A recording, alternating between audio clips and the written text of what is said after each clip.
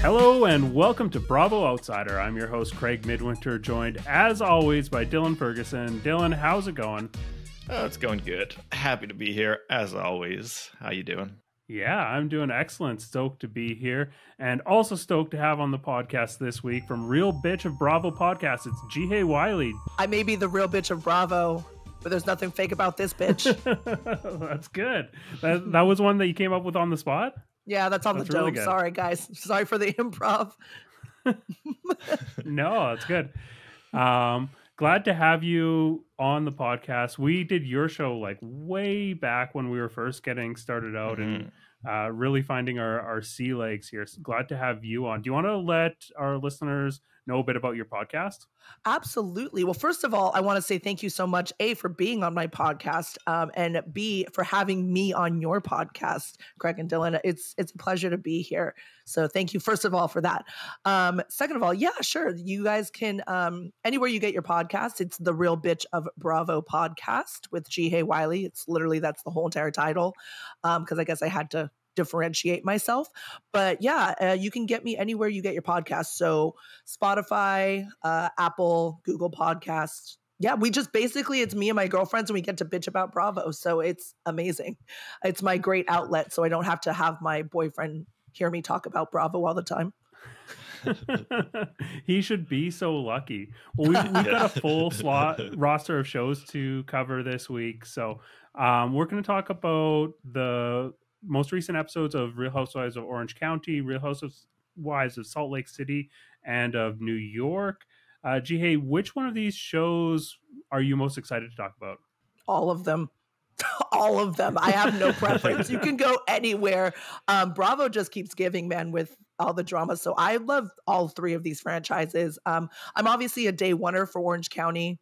I ride for that. Even before they brought Tamara back, I still kept watching Real Housewives of Orange County, and those are some brutal seasons, let me tell you. But yeah, I ride for Orange County. I'm glad Tamara's back. And then maybe second would be Salt Lake City. New York, the new cast right now, I love them, but this is just my ranking. But New York, the new cast is great. I do miss the old cast a little bit, but they're still doing a great job. I think that they're bringing the drama. It's not as much as obviously we would like, I think, for me personally, but I still love it. I still think they're doing a great job. Yeah, let's get into New York. I'm really enjoying this cast, and you're right, it hasn't been like jam-packed with drama, but I feel like they're bringing it in all sorts of other areas that really kind of make up for that for me. And I mean, this most recent episode, it seems like it's like queuing up the next one to be a real heater. So I'm pretty excited about that. What were your highlights from this episode? I mean, the highlight, you're right, is the fight that continues, in the next episode between Ubah and Erin. I think that that's probably what I'm looking forward to the most, or what I was looking forward to with this episode. I thought they were going to give us a little bit more than what they gave us. But I like that. Another highlight from this episode, I love the Jessel drama, that they're like, you're a liar, but you're not telling us enough. And like all the back and forth between that and all of her stuff, including the family, but not really including her life. And then her there were a lot of layers to that conversation about trying to get to know Jessel. So, which I really enjoyed. I thought that was funny. And those are probably my main highlights. Brynn with the flirting has got to dial it down for me. I know she never will, and that's just how Brynn is. I think the flirting has gotten to the next level where now she's flirting, with our main girl, Jenna Lyons, who I will ride for that woman. She is the apple of everything. Like, I just love her. And I think she is definitely the fan favorite. I think it's very obvious. But I think that the flirting just needs to take a notch down, sweetheart. Like, you're getting to like the lesbian side now of the flirting. I need you to taper it down. I kind of appreciated how like indiscriminate she is about who she's flirting with. Like, it's like, if she sees that she can potentially like use it to her advantage, she will. And she's like having fun with it. It feels like more authentic to me than it ever has. Like, that's just kind of how she operates. Whether or not that's like annoying or funny or whatever, like I'm not gonna make a moral judgment on on that. But for me, I find it like engaging television. I think it's just funny how much she like changed tactics regard to Jenna, where in earlier episodes we saw her just be like, I've got to like attack Jenna, like I've got to try to take her down a notch and make her look bad to the other girls, kind of like a like go straight for the queen kind of strategy, and that didn't really work for her. So now she's like, all right, I'll just fucking flirt with her. Let's try that instead. Can we also bring up the fact that Jenna said in her confessional that she loved the prenup? She'd automatically prenup Brynn. Oh yeah. Which I don't blame her. I don't blame her at all. Oh, no. I would prenup the hell out of Brynn as well. So yeah. Speaking of Brynn, one thing that I noticed in this episode was like there's one specific confessional look that we've seen from Brynn through the majority of the past like few episodes. That like session of doing the confessionals must have just like she must have just killed it for that session, because it's pretty much the only outfit that we have seen in those clips. Yeah, no, I actually, I'm not a huge fan of the confessional look, but I am a huge fan of her confessional. She has some great one hitters. Like she has some very good comical one hitters. So I'll give it to her on that one. Yeah. Dylan, what were your highlights from New York? Yeah, I also appreciate the drama around Jessel, and I get where the girls are coming from, but it does seem like kind of very unfair to her at the same time to be like, oh, you got to tell us about yourself. No, not like that. You know? Yeah. And Ubah said it really well in her confessional. Like Jessel's parents' story is part of her story, right? It's not her complete story, but yeah, it's context, and it like shapes who she is as a person. So I mean, if you're asking her to open up, I feel like it's completely fair to be like, you know, this is my parents' experience. You can like take from that how you will, how that shaped my experience. I don't know. Yeah.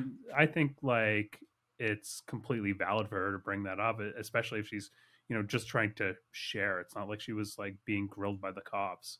Yeah, for sure. If somebody asks you to tell your story, you got to kind of decide how to do that, you know, and if that's her way to get to it, that's fair. No, which, you know, I also think it's funny that she's going on about her uncle and shit that nobody cares about. But, you know, it's not fair to coax somebody into opening up and then get angry at them for doing it the way they want to do it. Yeah, I mean, I think that the same thing is happening with Jenna, where they're forcing her to open up, and it's like she's gonna do it, but you know, you don't have to force anything. I think the whole entire Jessel thing with her parents, bringing up her parents, her uncle, all that stuff, is that Brynn did the exact same thing, but she did it in context, right? She did it where like the two people that were supposed to love her unconditionally, that brought her into this world, they didn't, and this is how it affected my life.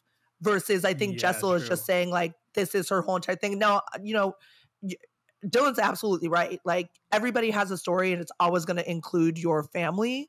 That's just a part of life. That's what it is. I just think that Jessel took the family part and made that the story instead of us knowing about Jessel, and that she had to shed paper in her internship. And that was the only thing that I got out of that whole entire story about her.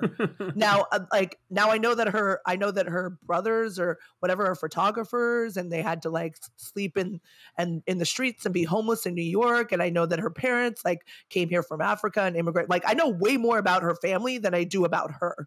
And I think that was the disparaging issue that I had, at least out of their conversation about trying to get to know Jessel. That was my only issue with that. I'm like, you can make your parents the story, you can make your family the story, and it should be this part of the story, but it shouldn't be all of the story. And that's what I felt like she was doing. I felt like she was giving just the parents' side, just the family side. I don't think that was her intent. I just think that just happened to happen. Do you think that any of these cast members are going to be like cut? They won't get a season 2? No, I think all of them are bringing it for now. And also none of them are adding each other, right? Like none of them are really, truly going after them. I don't think that these girls have any alliances. They're a little bit more raw, and they're a little bit more, it seems like there's very apparent alliances when it comes to Orange County. Like everybody's coming after Heather. There's very apparent alliances, you know, when you look at other franchises, they're obviously going after somebody. You Salt Lake City, etc. There's all of them have quote unquote alliances. In this one, I think that they're all genuinely trying to get to know each other and be friends. And I don't think anybody's gunning for somebody's job or pushing for somebody to be out. So I think that they'll renew, and these girls will still all be, we're going to see all of them, even though I think some of them shouldn't be on the show. I think they're a little boring, but for the most part, I think all of them are going to stay. Okay, you got to name names if you say that. With the exception of her IVF story, I'm not a fan of Jessel. I think you can give her the boot. I know this is going to be controversial, and maybe it's just one of those things where you ride for one particular housewife and you love that one particular housewife, but then you hate a housewife, and there's no coaxing, there's nothing you can say, there's nothing you can do, there's nothing that you can do to change my mind. I'm just not going to like this person or her character or whatever on the show. And that's Sai. I'm just not a fan. I don't like her. So I'd be okay if she left, if she was gone. Everybody else I love. I think that they're great. They're good television. Brynn's amazing TV. Like, she's epic. Bravo television. She exudes what reality TV is supposed to be. She's great. Erin brings it as far as being a housewife. She definitely brings the drama. She brings, the controversy, whatever. She's the one that's the pot stir. So you kind of need that. I guess Sai is and Sai's not really a villain. And what's with the complaining about the food? Like, do you really have a tapeworm? Maybe like you love, it's a lot, man. It's just a lot. So, and I mean, if she's going to leave because she wants to leave, she's not going to leave because she gets forced out. Dylan, did you have any other highlights from New York? I did think it was a good episode for Ubah. I like how Ubah really kind of bucks the gang. She often doesn't like go in for kind of the pack behavior, like when like when she takes Jessel's side in her story, kind of almost unexpectedly, I would think. And it is kind of reminiscent of how, like, when everybody was taking Brynn's side against Erin because Erin was being kind of humorless about the flirting thing, and Ubah was like, well, no, wait. Erin's got a point here. I like that Ubah doesn't go along with the pack, that she often seems to be kind of copy up with her own opinions. I like that she continues to say weird things, like something was in the back of my oblongata. And I think she kind of is right to be mad at Erin because, hiding somebody's phone is maybe not like a horrible crime, but it is a very bad prank. Like, it's just not funny. It's just not a funny thing to do, I think, to hide somebody's phone. So I'm kind of on Ubah's side for that. This whole like prank thing, I was surprised that this scene that we got between Erin and Ubah, that we got at the very end of this, that has been teased so much leading up to this episode, that it was about like a prank war gone wrong. Like, that was not what I was expecting whatsoever. And Erin said in her confessionals, like earlier on in the episode, like, I grew up with brothers and pranking is part of my DNA. Then how is she like so bad at it and so like humorless? Like, even when she was trying to get revenge on Ubah after dinner, trying to push her into the pool when Sai eventually did, like, she was just making it so lame. Like, it was painful to watch. It was funny though how it was it was drawn out like an execution scene in like a gangster movie. It was like a Scorsese movie scene. It was like, it's like when De Niro realizes he has to bump Jimmy Hoffa in The Irishman. It's just like this slowly dragged out realization. It was kind of funny. Can I mention the fact that Dylan has like the best references, by the way? Like, every time that you like compare something in Housewives history, it's always like an amazing reference. I just wanted to point that out. It's usually just like the last movie I watched, to be honest. Was The Irishman the last movie you watched? No, actually, it's been a while, but I'm always watching it in the back of my mind. The other thing I want to bring up was this scene where they were all sharing their most embarrassing moments. I really like that we got this put in there as like a contrast to like Jessel's storytelling about her past, like how she did, like, the girls had a point. She did seem like she was more open and honest when she was telling this story. It just like read as more authentic. So having that contrast was really funny, especially like compared to all the other all the other stories that we're told. Yeah, Erin's not beating the humorless charges with her like, oh, embarrassing story. Once my kid was crying on a plane. Yeah. I have to just pass if you don't have anything better. Yeah, right. I'm a huge Erin fan. I know that sounds controversial. I don't think a lot of people like her. I actually love Erin, and it's also probably because I used to live in New York, so like I had a lot of friends that were from the city that acted exactly like this. So for me, I'm like this kind of girl is like I'm used to this kind of girl. But that being said, she's got to do better when it comes to those embarrassing stories. Your kid was embarrassing. Stop. Like you can come up with something better, I'm sure. Like I'm sure you had like when you got bat mitzvah or something, you had something embarrassing happen to you. Like these girls are going way back into their Rolodex of embarrassment. Like you can up your game a little bit on that one. So yeah, I was kind of disappointed in Erin with that.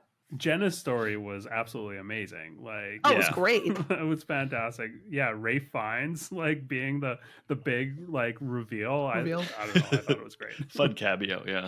Yeah. No, I mean that's why Jenna's awesome. Yeah, am I the only one who thought his name was supposed to be pronounced in some fucked up way, like Rafe Fiennes and not like Ralph Fiennes? Did I just dream that? It's Rafe Fiennes, I think. Yeah, I think the last name is pronounced normally, but the first is like Rafe. Right. Pretty sure. Yeah. I thought there was some fucked up pronunciation. There. By the way, do you know his brother's full name? I'm gonna look this up right now because I looked up once Joseph Fiennes and was just like laughing for a whole day when I saw that his full name is Joseph Alberic Twistleton Wycombe Fiennes. This is. You know that Monty Python like upper class twit of the year skit where they all have like these absurd like rich people names? That's the best one I've ever heard. Did you ever watch that's did you make that up or was that real? That's real. Look up his Wikipedia. I just read it off Wikipedia now. That's amazing. Yeah, and it's having one of the Fiennes brothers show up as like the judgmental person who picks you up is just an amazing way to end a story like that. So good. Do you guys have anything else from New York before we move on? Quickly, it will be hypocritical because I was making fun of Heather for wearing a wetsuit, but Jenna does look good in a wetsuit. You can look good in a wetsuit. It's kind of like Charlotte Rampling and Orca. It's a really good look for some people, especially if you're long like Jenna is. I was about to say, I'm like, I didn't mind Heather in the wetsuit. I didn't think she looked horrible. She didn't look great. No, but she didn't look bad. It was just funny in the situation because they're on a slip and slide. Yeah. As opposed to like, yeah. No, I mean, but Jenna can make anything look elegant. To be honest, let's get real. Like that woman can make anything look elegant. Well, let's keep moving our way chronologically backwards. Let's talk about Real Housewives of Orange County. Hae, what did you think of this episode? I mean, they all bring it. It's so good. I have no complaints about Orange County. I'm moving through my notes really quick so I can just give you guys a little bit better. Vicki coming back. I mean, you can't talk about that episode without Vicki coming back. And coming back to Playa del Carmen, which you can't have a Mexico trip without having Vicki there. I mean, it just seems really weird. I love the woohoo Vicki, and I know she's going to come back. I know this is her like entrance to like get back in and get her orange back. I'm not really looking forward to it, to be honest with you. I'm not a Vicki fan, but I'm not a Vicki fan as far as like her being a housewife. However, I am a Vicki fan as far as her being a woohoo, whoop it up kind of a person. I think she's great at it. I think it's wonderful. I love the vacation kind of Vicki. It's the same thing with Shannon. I love the vacation Shannon. Maybe she's having too much of a vacation right now. Sorry that's happening to her. Oh yeah. Yeah. But as far as Vicki, the return of Vicki, I mean, it's epic. It's everything. It's the moment. So like, I love that Vicki is back just to whoop it up for them and cause a little bit of, drama. It gives me a little bit of the icks, but at the same time, I'm like, I'm here for it because the needle wouldn't move if she didn't bring it up. Right. So she brought up, Jen and the cheating again and all that stuff. So she's definitely good at what she does when it comes to the Housewives world. That's why she's getting that Lifetime Achievement Award, I guess. So I was here for Vicki. That was like one of my favorite parts that I think all of us were looking forward to because we saw it in the preview. As soon as she opened up the door and I realized that like she was coming back, I was like immediately paying like twice as much attention to the episode, because I mean I am like a Vicki fan. I like make no I don't hide that. I think that she's like a fantastic housewife and should never have been cut. I get that OC was in a place where it needed to like have a little bit of a shakeup, but I don't think that this was the move. And this is like, she made this episode that much better. Yeah, it's kind of funny that she seems to be there to do one thing, which is to like call out Jen's relationship that Tamara like basically asked her to do, it seems, even though Vicki doesn't fucking know these people clearly, right? Yeah. Like she's talking about it and somebody says something about Ryan and she's like, who's Ryan? Like she doesn't fucking know what she's talking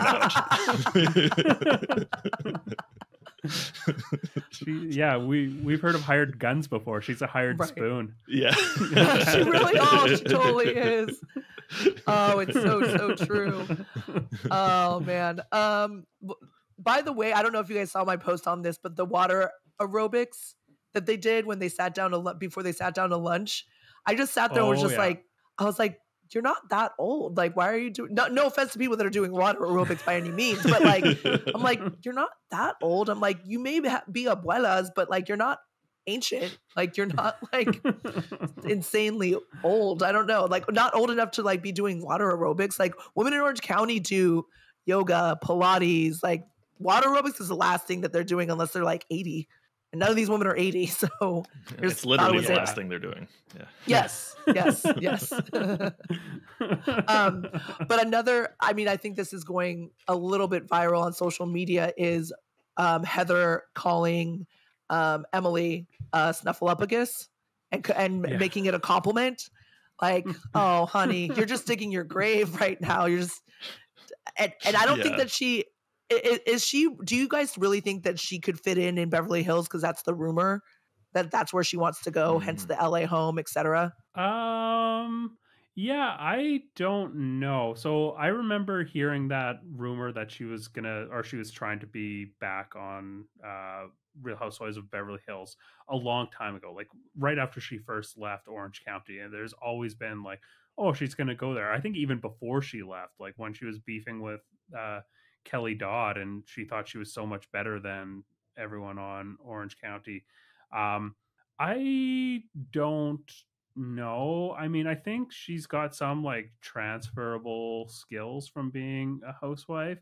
I think that one of her strengths on Orange County is to give us some sort of like benchmark to measure the kind of the wealth and the status of these other women in Orange County.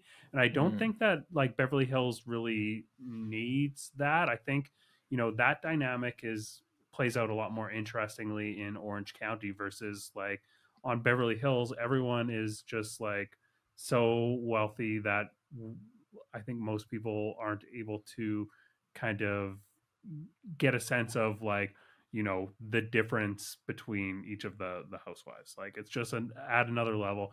Yeah, I think that she would be like a little bit more a little bit less valuable on Beverly Hills than she is on Orange County.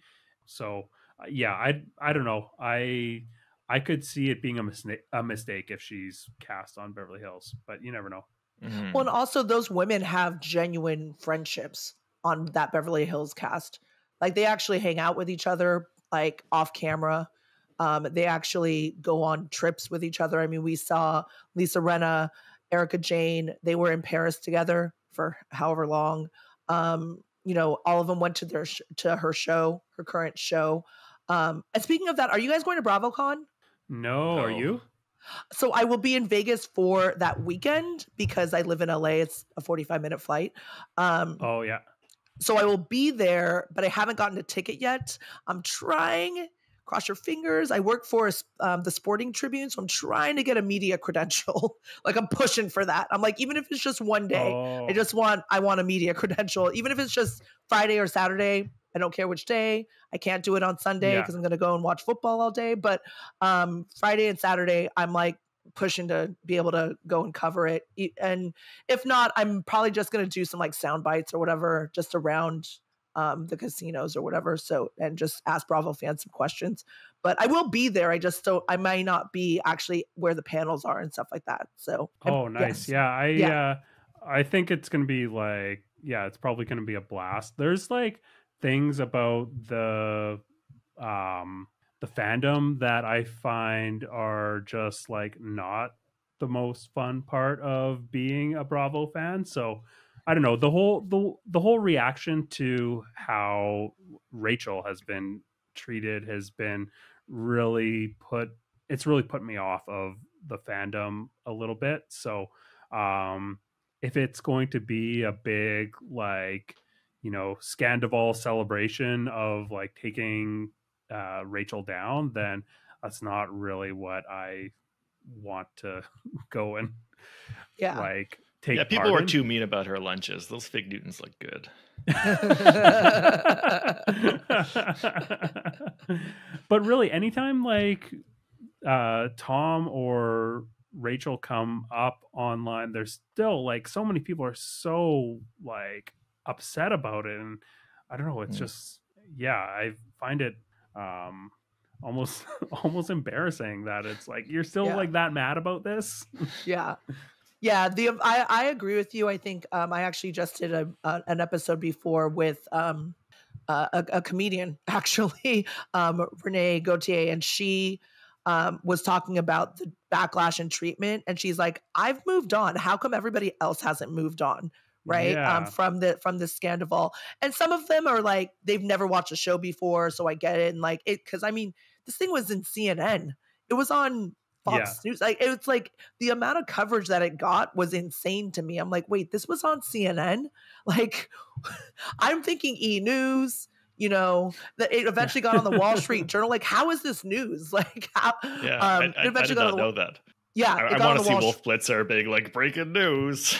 No, it was crazy when it first came out. It like spread like wildfire. So when it initially came out, obviously it's only on TMZ, it's only on E! News, it's only going to be on like the Bravo network, all that stuff. But then it branched out because you do have celebrity Bravo fans that were like going on their social media and talking about it and whatever. So news outlets were like, okay, well, this is actually something that people should care about, I guess. I don't know. So it went out, and the environment that I work in, like nobody knows about Bravo. Like, I kind of buried the lead on this, but I bet Shannon Bedore a few months ago. And by the way, sweet as pie, but she wasn't really wasted. So like, I can't judge for that.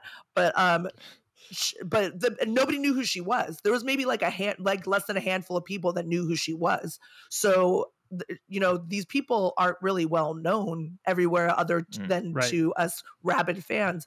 And so for it to get on, there was articles in the Washington Post and the New York Times on this, which boggled my mind. I'm like, how are you covering this? It's so, but that being said, I was just like, if you're a day oneer and you watch Vanderpump Rules from the get-go, you're over this. You're moving on. You want to know what's going to happen next. Right? You don't want you're done looking behind.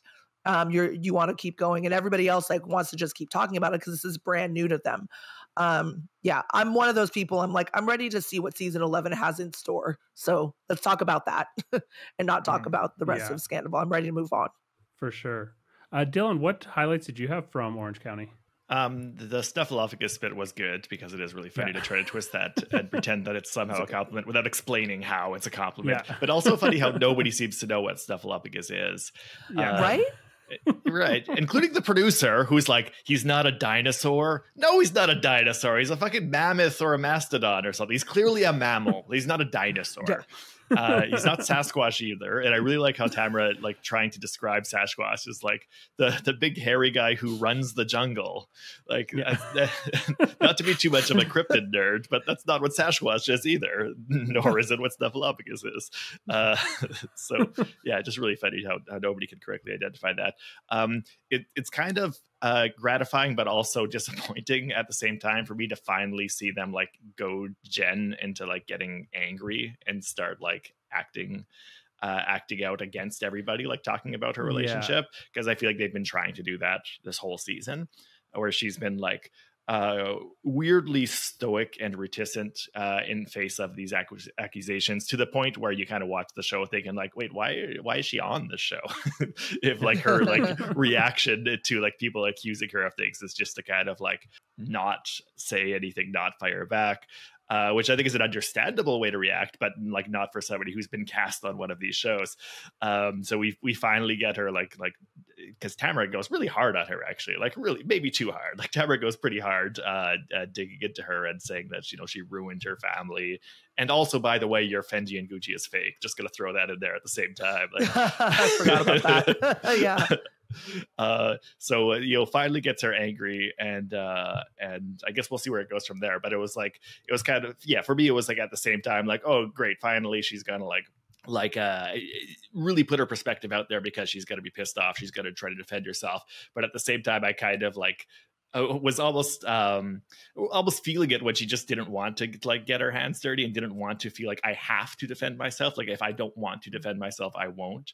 So at the same time, there was a bit of like disappointment in my reaction, being like, oh, well, they finally got you. You finally walked into the trap that they've been trying to set for you and bait for you this whole time.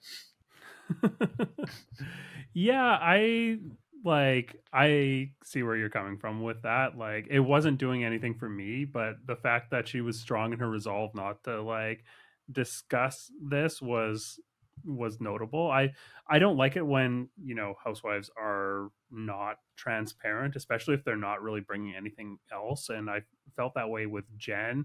I feel like, I don't know, I've got cats, and they have found mice before, and before they kill them, they like play with them, and that like it gets to a point where it's almost hard to watch them like torture a mouse. And this season of Orange County is starting to feel that way with Jen. Like, she's just so ill-equipped for this job that she's just a toy for all these women that are much better at this than she is.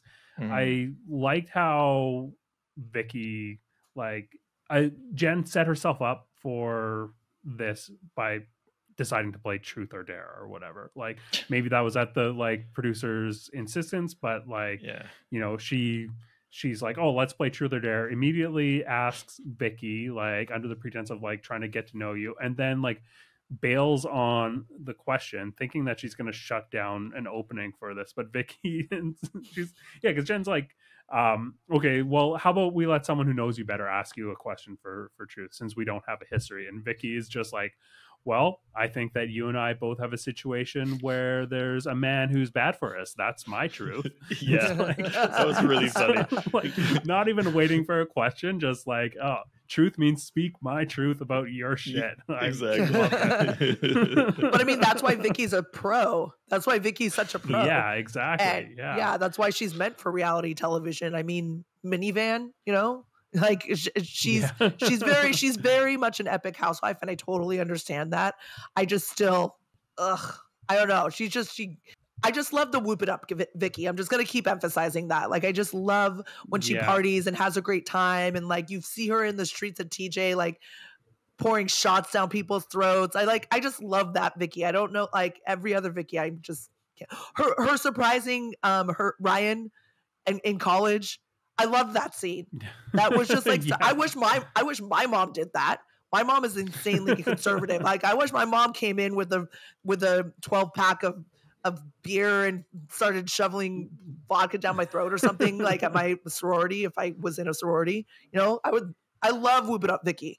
Need more of her. Yeah.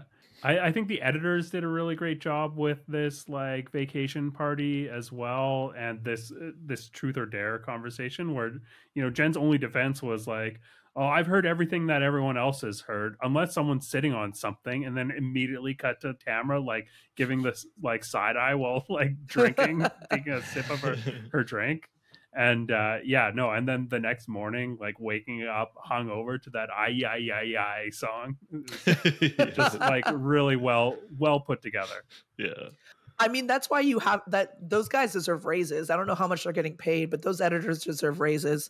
They make the show so much more than it probably is, especially with the footage that they're given. I think they're given a lot, right? Like, These ladies are filmed for a while. Yeah. So kudos to the editors. It's insane what they give. Yeah, totally. So what do we think are Jen's designer clothes fake or not? If they are, who gives a Tamara. Shit? Yeah, I also don't care. But I believe that Tamara knows what she's talking about. Yeah, no, and here's the thing: you can also rent those clothes. By the way, there's an app for that, sweetheart. So if you really did need to, if you want to keep up with the Joneses, you can. I just think it's so unnecessary because that's not what the Real Housewives of Orange County is. At least not to me. Like, yeah, true. We see, like, yes, Heather Dubrow sets the bar for the wealth in Orange County. But Tamara's first season, or like after she got her divorce, she was in like a 2-3 bedroom home. You know, Gina is a great example. She was in a small little, a small little, what is it called? Like casita, with her kids. Like, we don't need the glitz and the glamour. You don't need the Fendi or the Prada or whatever. We just want to see you in this. Now, Beverly Hills is a totally different. You just need denim. Yeah, seriously, and bad hair. Like, I'm good. Like, you can you can be you, like, in Orange County. That's the beauty of this franchise, is that when we initially saw all of the ladies in season 1, like, yeah, maybe they had some designer stuff or whatever, but they all worked. They all were like, this is what I'm wearing yoga pants and whatever to get to my destination. Like, they were real. And that's, I think, what people appreciated a little bit more out of this franchise. Now, again, Beverly Hills, totally different because it's Beverly Hills. Dubai, yeah, bring it. You better bring the Chanel and whatever because you're in Dubai, but you're in Orange County. If you've ever been to Orange County, stop. Like, nobody's wearing, like, normal people that live there are not wearing Gucci, Fendi, Prada, any of that stuff. They're wearing Billabong, Volcom, and they're wearing like Reef flip-flops. Like, it's not, you don't need to wear any fake stuff. Like, stop. I don't know. But I do believe Tamara. It probably is fake. Yeah. I do want to talk a little bit more about Gina this episode because, like, I mean, I keep saying it, but I think that she's continuing her great season, and everyone online seems like they're shitting on her, saying that she deserves to be, like, demoted to friend of or kicked off. But I thought that, like, she did a really good job, kind of being a little bit nebulous with how she was arranging and positioning herself in an alliance with Jen, and then, immediately she kind of seemed to realize that Jen was not going to react strongly enough for her own shit. So she's, like, certainly not going to be, going to bat for Gina, and she jumped ship. I thought that, that was smart. I also really like how we've seen a few times on this season where she has, like, taken the opportunity when Tamara has stepped away from the group in order to try to, like, reshuffle the deck. And we saw that at that lunch. And as soon as, like, Tamara went off after Heather, she was trying to, like, just settle things out in a way that was advantageous for us and for herself. And I think that it's smart to do it that way openly at the table when things look favorable to you, as opposed to doing it kind of in back channel communications, because then, like, people aren't able to use that, like, that conversation, like, oh, Gina took me aside to talk about this, if it's happening, like, openly here. The only person that information is going to have an impact on is Tamara. And if she sees Tamara as, like, a lost cause for her side, then I think that is smart. Yeah, I mean, I think she's an amazing shit stirrer. I mean, we saw from the very beginning of this season to currently now, right? She's very good at stirring the pot, and she knows it too. I mean, I think she said it in her confessional. She's like, I'm fully aware that I am stirring the pot, that I am whatever, but she also says it about other people as well. She's learning. She's learning a lot quicker, I think, than some other women as well. I think that, granted, she had an alliance automatically, I think, with Emily from the get-go, and then that split, right? So then she had to learn, okay, I'm going to have to tie myself to somebody. She tied herself to Heather, and then all this other stuff happens. Now that her and Emily are back. Yeah, I don't believe the hype. I love Emily and Gina. I think they're great. I don't know where this hatred's coming from. I don't get it. Maybe is she just not glamorous as, you know, all these other women? Is she not giving you enough of her story? Are bad things not happening to her? I think the second that she got sober is the second that everybody's like, I'm done with her, because she's no longer drinking. Yeah. She's no longer drinking. She's no longer a shit show. So, you know, she's not getting DUI. She's being a responsible parent. Like, I guess maybe they don't deem her, I guess, as like Housewives material because of that. But I think us seeing the development and the growth of her is a great story in and of itself. At least for me, I love seeing her grow because, you know, she's trying to get a career. Like, she has a developing story. She's not just stagnant, right? I don't know. I love Gina. I think that she should stay. That orange needs to be permanently in her hand, because she always knows what's going on too. She knows how to adapt to the game, and I think that she's been trying to adapt like constantly. I think that's the big thing for me. Like, she's just a really good social player of the housewife game. She doesn't, like, I don't think that she finds herself in a position that she can't, you know, get out of, or that is, you know, I just love watching her play the game. I do want to have some time to talk about Salt Lake City, because I think it was probably my favorite of the bunch, but there was one comment in Orange County that I just need to address. There was Jen said something about, like, so your job is to busy yourself in my pain, directing that at Tamra. And yes, that is literally her job. That is like, that's what she gets her paycheck for. So, you know, maybe reread your contract there, Jen. Let's get into Salt Lake City. Hae, how are you feeling about this season so far? I mean, coming out with a bang, aren't they? I think it's interesting that I guess all good things have to come to an end. And by all good things, I mean, like, all, you know, fights and feuds have to come to an end. I just wish that it didn't come this quickly. I think it's been 2 years since Lisa Barlow and Meredith Marks and Heather Gay and Whitney Rose were considered bad weather and the best of friends when it comes to Lisa Barlow and Meredith Marks. I'm wondering, I want to ask you guys, how long do you think this is going to last? Because I just feel like Meredith is one of those people that she can just so easily be ticked off about a bathtub, about, you know, you talking shit about anything, you know, having to do with her life. But that's why you're on reality television, is to show us your life. So, and also certain things are said in jest. Maybe you need to have a better sense of humor. I don't know. I don't know how long this truce between Barlow and Meredith is gonna last. And I was wondering what you guys thought. Yeah, I feel like, you know, 3 of those women are great housewives, and the other is Heather Gay. And I think that the alliance is going to last as long as is beneficial for Whitney. In the case of Heather and Whitney, I don't think, she doesn't seem like she's like fully into it. She's just kind of like, yeah, whatever. She doesn't need Heather, I don't think.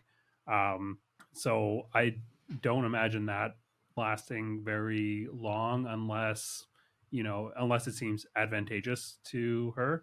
I don't know that Heather provides like great support and is a great kind of friend to bolster her side of things. So I don't see that being very long lasting. And Meredith and Lisa are both fantastic housewives, and I could see this lasting a bit longer, since they do have more of a personal history, like prior to the show.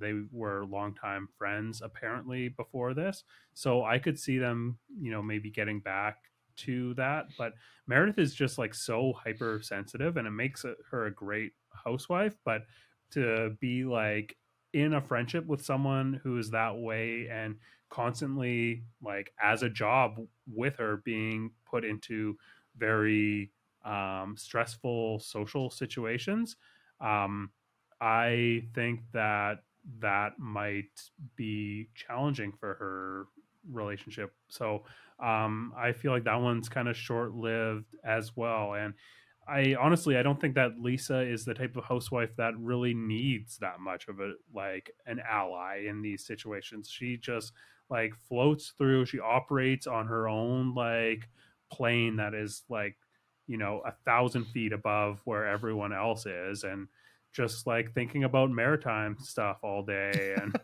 that's, you know, that's enough to make her an icon. I don't know. She's got the it factor.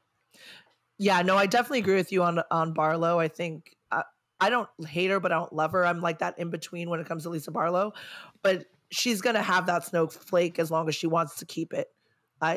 There's nobody's removing, unfortunately and fortunately, I guess for her, nobody's removing Lisa Barlow and her lost $60,000 ring, and nobody's gonna remove Meredith Marks. I don't think. Just because they do both bring it.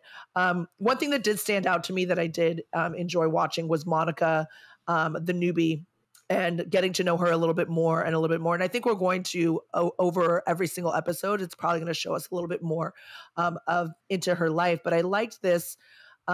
Speaking of, you know, Orange County and fake Fendi's and all that other stuff, like I like this side of this franchise because it doesn't all have to be glam. Right.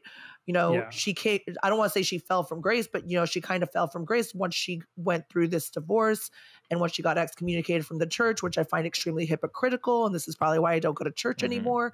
That, you know, she gets punished, but the guy doesn't.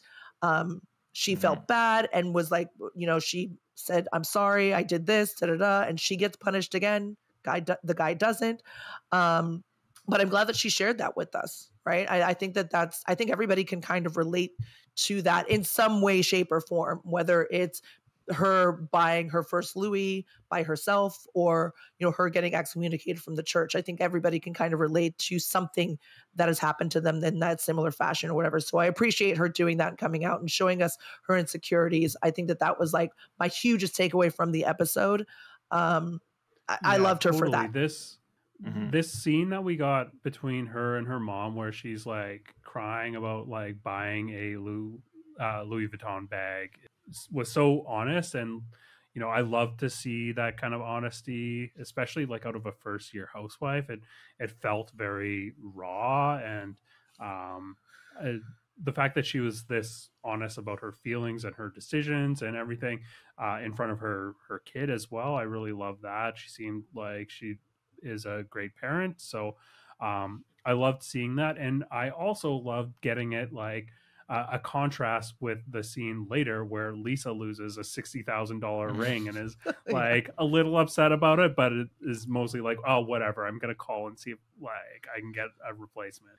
Just such a stark contrast to someone that is, you know, so like has such like buyer's guilt about maybe making a not so smart financial decision because they wanted to fit in, versus someone that just like, you know, doesn't have to think about that whatsoever. And such good work by the editors to underscore that too, because they keep every time like Lisa says something about, oh, it was $60,000 casually, they always have a cut to Monica, like kind of keeping her mouth shut, like guiltily clutching her Louis, which is which is a great work to highlight that contrast, like you said, Greg. And I couldn't agree more with you guys. I love Monica in this episode. She's becoming a favorite for me, and I really liked.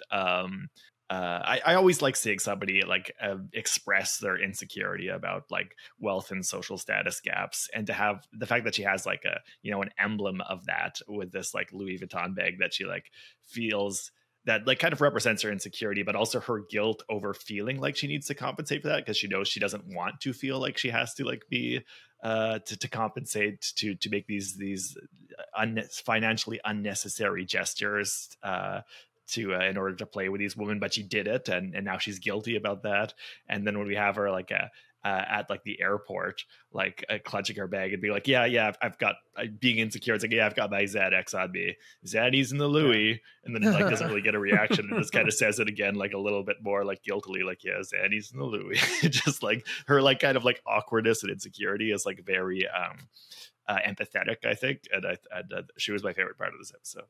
Yeah, and these are the things that I love about reality television that you don't often see in other media. Like, we've got these big sweeping season-long stories that we're getting, but also over the course of this episode, we got to see this complex relationship that Monica has with an inanimate object. And she's got this like guilt and this embarrassment about this, but she can't like just throw that away and put it aside and be like, oh, that was disgusting, that was a mistake, I don't want to look at it. She still needs that as a shield in this social situation, and like she needs to clutch onto that in order to fit in. And it's so compelling. And then to see that played against the relationship that Lisa Barlow has with something that should be a lot more sentimental and significant and is more expensive, and it being less of a big deal for her is so compelling. Hae, what other highlights did you have from Salt Lake City? Yeah, I mean, these are little one-offers. They're not like, I don't think like big huge moments, right? But I mean, the Mary Cosby shade across the board is probably a huge highlight for me as well. Her, first of all, her calling the motel Trixie and asking if they have Dom. I mean, you can't get more classic than that for Mary Cosby. Than the chips going across the way and her not wanting, the dust or the crumbs or whatever. Like, you peasants, like, put that away from me. And then the last but not least, but you got to mention it, is when Lisa Barlow keeps mentioning the $60,000 ring before she says, I'll just call my jeweler and make sure it's insured and get a replacement. Before she says that, I love when she says, that does not look like a $60,000 ring, and just shades her like crazy. I mean, these are the small little joys that like I think people get when you get reality television. You get their little one-zingers, one-liners, and Mary Cosby's really great for that. I think she's on the equivalent of level of Vicki for me, as far as like zingers and coming in for like monumental like moments, right? So Vicki comes in and whoops it up and shakes things up and makes that episode a little bit brighter and whatever. Mary Cosby comes in for the shade, and it's great, and I'll live for it all day long because it's just comical. It just makes me laugh. Also, her not knowing, like, just, I think that she's happy with being a friend of, and I think we're just going to continue to see her maybe being a friend of. I think that a lot of people want her to get her snowflake back, and I think she's very okay with not having her snowflake. So, and I'm okay with that too. I think she's great as a friend of. But yeah, all of that definitely stuck out. Sorry, I agree. I think that Mary is just fine as a friend of. When she did have her snowflake and was like a full blown housewife, we still didn't see her very like participatory. She was often just shooting scenes alone in her house, and that did give us like something, but I think we're getting the appropriate amount of Mary. I'm really enjoying her this season, and I think this is a good amount for Mary. Yeah, Dylan, do you agree or do you disagree? Do you want more of Mary? I don't know. I'll have to see some more. I think, so for me, I never watched Salt Lake City before this season. So all these people are new to me. Every time somebody shows up, it's a surprise. Or in the case of Whitney's husband, a jump scare. But Mary is definitely really funny and unpredictable. So yeah, I definitely would like to see more. I'm looking forward to the last thing I will say is that I'm looking forward to what Angie K is trying to expose between Meredith and her, affairs or whatever. Maybe she's bringing up the past, because all of them bring up the past a lot. And then I'm also looking forward to just Meredith and another epic get out, you can leave kind of moment. I'm really looking forward to that. And then, like you guys said, I wish that they would just expose names, but I get it. They're still on a show. They got to let it linger a little bit. But Meredith basically bringing up Angie K and like all of her dirt to Lisa Barlow. I want to know about that a lot more. That just made me extremely intrigued at what she knows and vice versa, what they know about each other. Because they were friends for like a while, or they all of them, like, I'm assuming Salt Lake's extraordinarily small, just like pockets of LA and pockets of any area, really. So they probably all know the tea about all of them. It circulates. So I'm looking forward to that for sure. Totally. Dylan, what were your highlights? I did actually like you just mentioned, Jihae. I do like the idea that they're all know these things about each other, because Salt Lake City itself is, I think, like actually a pretty small place. Like it's like only a few 100,000 people, I think, in proper Salt Lake City. So that kind of adds a new dynamic to it. And like I said, I'm still discovering the show, so I'm just delighted to learn more about the whole milieu. I'm really delighted to learn more about the Mormon Church and how fucking weird it is. This is very fun to me. And the way they keep like referencing vaguely these things like death oaths and excommunications and you know, the mission and the garments. You know, Heather says something very ominous about it. You no longer have the garments, which I guess is some sort of like sacred underwear you have to wear. It all seems so bizarre and really fun to me. And I think you understand a lot about how these like kind of niche religions work, I think, by watching somebody like Heather, who, despite branding herself now as a bad Mormon, is clearly still extremely invested in the idea of how to be a good Mormon, and is very invested in policing other people's Mormonism. And you see how much this is like part of her life and her upbringing, right? It's just like, it makes me think that for a lot of these like niche religions, like a big part of the hook and the appeal is really just that you get to be good at following rules. They give you rules, you get to follow them. It's fun to follow rules. And it helps like nurture and breed these people like Whitney and Heather, who are such fucking like prissy hall monitor, Tracy Flick kind of Elle Woods.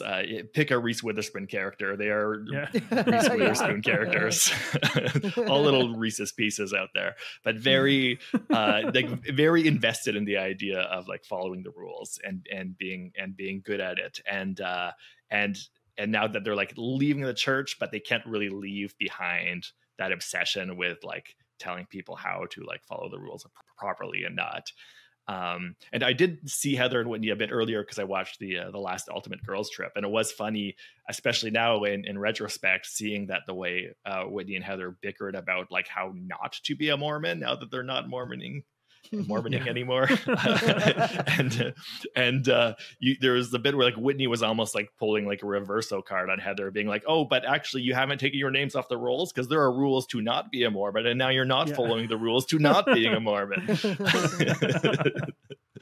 And really funny. But yeah, it does seem kind of fucked up too. The thing about Monica's story is clearly fucked up, that she gets excommunicated, which is just such like, I don't know what that means entirely, but I mean, in the Catholic Church, if you're excommunicated, it's like an edict that you're not only you're not part of the church, you're not going to heaven. Like you will not have like an afterlife in heaven. So it seems like so brutal. And then the fact that she's the one who came out with it, and the guy she's cheating with doesn't have anything happen to him. It's like, even like, I'm sure like most religions are just shitty about those kind of things, but if you were in the Catholic Church and you did that, well, first of all, you can like confess, and it would be like and your priest would be like, okay, I'm not going to tell anybody because that's the whole point of this, and you just get like 5 bonus guilt points, and if you get up to 100 guilt points this week, you get a stuffed pope. You know, it's kind of like its little game. But here they're like, you know, okay, you came out with it, well, you're dead to us now. Very fucked up, very weird.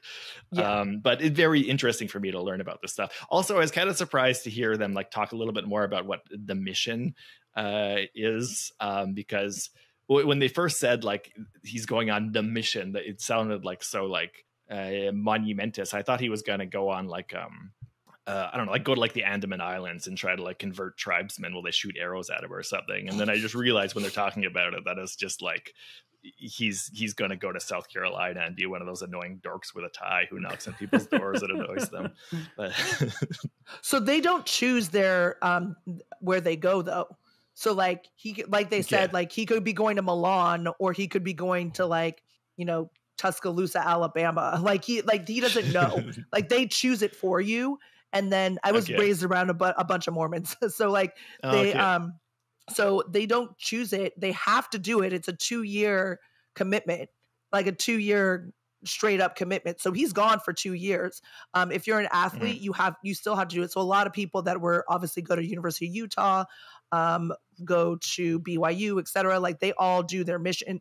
A lot of athletes have to take time off and go do the 2 years, and then they can come back and play. But so all of them, like, they have to do it. And Heather's right. He's going to be a totally different person when he comes back. Like, I don't know if Lisa Barlow's ready for that, because I believe she converted for John. So she wasn't raised in that church situation. I believe so. She wasn't raised in that church situation, whereas her child was raised, Jake was raised in that, instilled in that was instilled in him. So it's a two totally different dynamic. And yeah, because she's from New York. Like, how many Mormons do you know in New York? Yeah. So I think it's good. She's in for a rude awakening. So I understand why Heather was like so gung-ho about being like, she needs to know all this stuff and blah, blah, blah. But if that's not your everyday thing that you grew up with, it's going to be weird. It's going to be different for her when he comes back, for sure. So I'm looking forward to that. I do, however, don't think that Heather should insert herself. I'm like, it's her kid. Like, let her be. Like, leave her alone. Oh yeah. It's interesting that she would even like make this thing. There's no way that this can go like well for her socially. So I don't know. Heather, I think, is on borrowed time as a housewife. I don't feel like she's bringing a lot, but I'll be interested to see how this plays out. Yeah, I think the only reason why she would ever come back, by the way, though, is that feud between her and Angie K that she's making up, which is kind of ridiculous. She's repeating a rumor. You should never ever sit there and be like, oh, they repeated a rumor. It's like, they're repeating a rumor. They might not believe the rumor. They're just telling you the rumor. Like, don't shoot the messenger. So I don't know. Like, this whole, I really love how how Heather mentioned that they had known each other from middle school, and the beef goes back to then, and kind of like framed it as this like weird like West Side Story type relationship between the Mormons and the Greeks. Like, just such a bizarre middle school dynamic. I really appreciated that.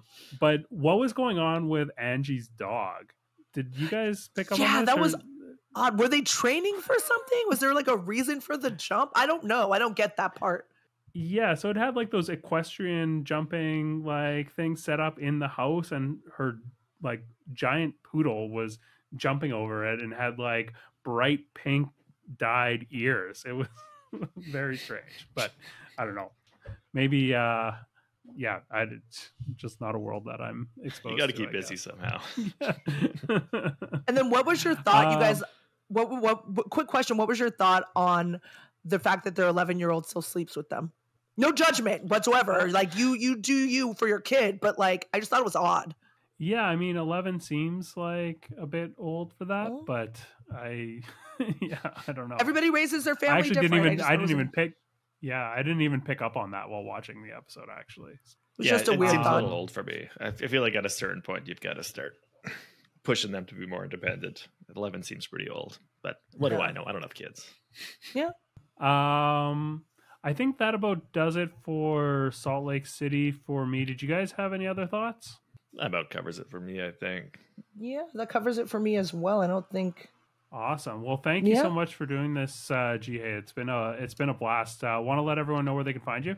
No, absolutely. And thank you again so much for having me. I will always come on if you guys ever want me back. Anywhere you get your social media, you guys, I am on Threads, and I am on, that's what the kids are calling it.